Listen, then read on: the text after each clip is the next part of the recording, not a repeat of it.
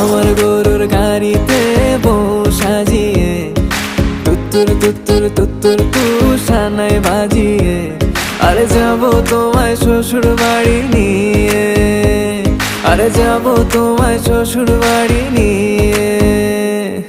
তোমার ভাঙা গাড়িতে আমি যাব না, কারো ঘরের ঘরনি আমি হব না, করব না তো কোনোদিনও বিয়ে। আরে যাব তোমায় শ্বশুর বাড়ি নিয়ে।